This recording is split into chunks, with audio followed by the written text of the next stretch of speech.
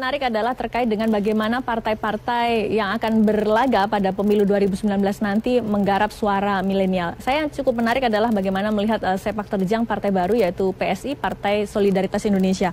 Kalau dilihat di sosial media mereka kampanye cukup luar biasa. Saya juga melihat di pemberitaan di media online juga mereka selalu mendapatkan porsi hampir setiap hari. Tapi rupanya setelah Anda lihat dari survei terkait dengan pemilih milenial, mereka cuma dapat 0,2% di bulan Januari ini. Apa yang terjadi? Apakah kemudian artinya tidak bisa berbanding lurus ya? Rame di sosial media, rupanya di grassroots belum tentu sama. Ya, seperti pertama kita bahas dulu mengenai sosial medianya. Bahwa pengguna sosial media memang kan hanya sekitar 50%-an lebih lah di penduduk Indonesia. Dan ketika berbicara politik bahwa pemilih sosial media belum tentu dia akan memilih juga di dunia nyatanya. Dan lalu juga mengenai porsi pemilih yang menggunakan sosial media maupun yang berada di lingkup pedesaan dan segala macamnya. Partai-partai lama, misalnya seperti PDIP, Golkar, bahkan yang sudah alumni berapa kali ini, PKS juga sudah membentuk jaringan-jaringan sampai ke level struktur paling bawah. Sedangkan PSI mungkin hanya kuat di dunia maya, tapi belum tentu kuat membentuk jaringannya di level bawah. Dan inilah yang membedakan partai lama dengan partai baru gitu.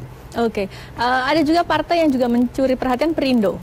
Jejaring medianya luar biasa, tapi rupanya hasilnya juga tidak terlalu signifikan. Kalau untuk signifikansi, justru Perindo punya signifikansi tersendiri sebagai partai baru ya. Bahwa dengan jejaring media, lalu juga sisi finansial Pak Haritanu sendiri, lalu figur Pak Haritanu sendiri ini yang dijual, istilahnya. Lalu juga berbagai program yang dilakukan oleh Perindo sendiri ya. Saya pernah dengar ada asuransi, ada mereka fokus ke UMKM dan segala macamnya. Ini ternyata punya impact tersendiri di pemilih-pemilih yang istilahnya mungkin belum menentukan pilihan. Jadi karena segmentasinya sama, ya tinggal seperti tadi yang dibilang oleh tadi, bahwa siapa yang pernah datang atau siapa yang pernah menyentuh pemilih, ya inilah yang akan dipilih oleh pemilih tadi. Nah, Perindo turun dengan program-program yang akhirnya mungkin menyentuh masyarakat juga. Signifikansinya adalah perolehan suara mereka sekarang. Jadi 3,6% ini bukan angka yang kecil kalau dikonversikan dengan jumlah suara seperti itu. Walaupun belum tentu 3,6 itu bisa lolos ke Senayan di 2019 ya, 3,6% ini kan angka prediksi surveinya yang tadi masih ada margin of error-nya seperti itu. Baik. Kita beralih ke segmen pemilih selanjutnya, yaitu pilihan pemilih wong cilik dan juga emak-emak. Di sini rupanya PDIP masih mengungguli. Nah, saya kembali ke Mas Indra. Mas Indra, orang-orang tuh selalu identik ketika emak-emak itu pasti masuk di kubu Anda, Prabowo Sandi, karena dua-duanya dianggap rupawan dan ini kayaknya kalangan ibu-ibu banget gitu. Tapi rupanya tidak ada jaminan bahwa kemudian Anda unggul di sini rupanya. Ya, PKS di partai mama cukup signifikan ya kalau angkanya. Signifikansi itu sebenarnya bukan, kalau menurut saya bukan karena mama atau tidak mama. Apa analisa Anda? Hadir. Karena PKS hadir di tengah emak-emak. PKS hadir bersama emak-emak ketika bencana. PKS peduli terhadap emak-emak. Ketika mereka butuh pelayanan kesehatan, PKS hadir bukan hanya menjelang pemilu. Dengan mama, ketika mereka butuh sembako murah, PKS bikin sembako murah bukan saja menjelang pemilu. Jadi justru mama melihat PKS memberi solusi. Jadi bukan karena faktor mama tidak mama sebenarnya, karena kebetulan memang kalau kita baksos, kita pelayanan, ada rumah khidmat, kalau PKS istilahnya rumah khidmat. Di tingkat kecamatan itu ada cukur gratis, umpama ada sembako murah, umpama minyak murah. Cukup signifikan untuk pengiritan. Yang interaksinya kan mama. Yang beli. Nah, jadi saya pikir itu satu hal ya. Jadi hal yang paling mendasarnya itu adalah apakah partai itu hadir bersama mereka atau tidak, berkontribusi atau tidak, dan berikutnya konsisten atau tidak. Maksudnya begini, konsisten pentingnya adalah jangan hanya ketika menjelang pemilu dia nongol dia. Menjelang pemilu dia bikin baksos, bikin A, bikin B, bikin C, setelah pemilu hilang. Nah, kalau PKS kan enggak itu menyebabkan pemilihnya pun loyal. Itu menyebabkan perlahan-perlahan tapi pasti PKS suaranya bakal naik. Nah, jadi Anda tidak mendikotomikan bahwa pasar emak-emak ini harus digarap khusus, tapi rupanya memang kegiatan sehari-hari PKS pun sudah cukup mewakili itu satu. Untuk mereka. Yang kedua, ada garapan khusus. Di PKS itu ada namanya bidang kewanitaan. Yang ada rumah keluarga Indonesia. Ada organisasi-organisasi yang dibentuk oleh kader PKS untuk dalam rangka memberikan pembinaan buat emak-emak, buat kaum wanita. Dan caleg-caleg PKS Yang mama itu banyak. Jadi kalau angka 30% yang ditetapkan oleh undang-undang, PKS selalu lebih dari pemilu ke pemilu. Dari pemilu ke pemilu. Orang berpikir kan PKS itu banyak laki-laki dan seterusnya. Enggak. Dari pemilu ke pemilu justru PKS caleg perempuannya besar dibandingkan partai lain. Nah, jadi ini satu hal yang dan berikutnya juga kan gini. Pengurus aktivis politisi PKS rata-rata dari BEM banyak. Saya dulu ketua BEM. Sekarang mama juga bikin BEM, barisan mama militan. Oh, okay.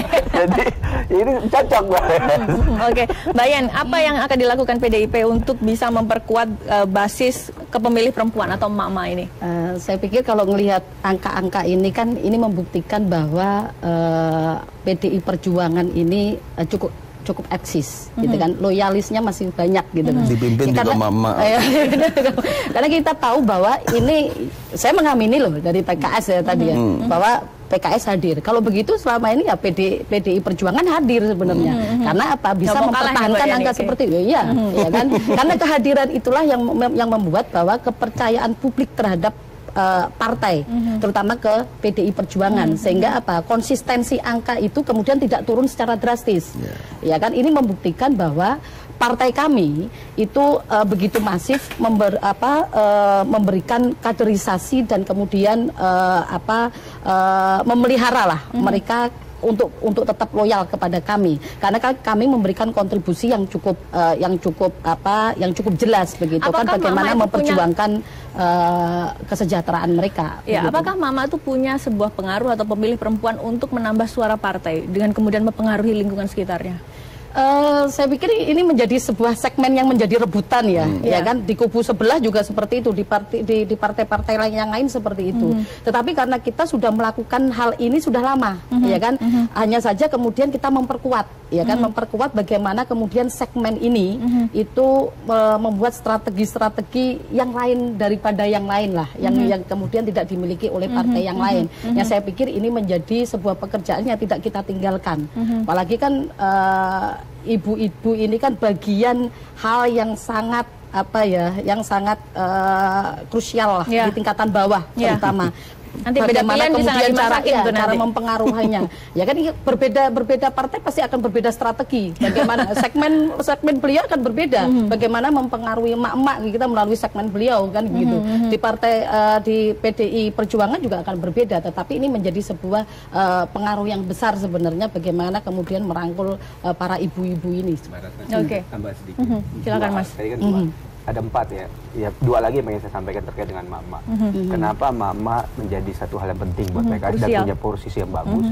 Karena di PKS itu sangat meyakini, mengimani dan mengimplementasikan surga itu dibuat telapak kaki ibu. Oh gitu. Jadi memuliakan perempuan, memuliakan mama, surga gitu loh.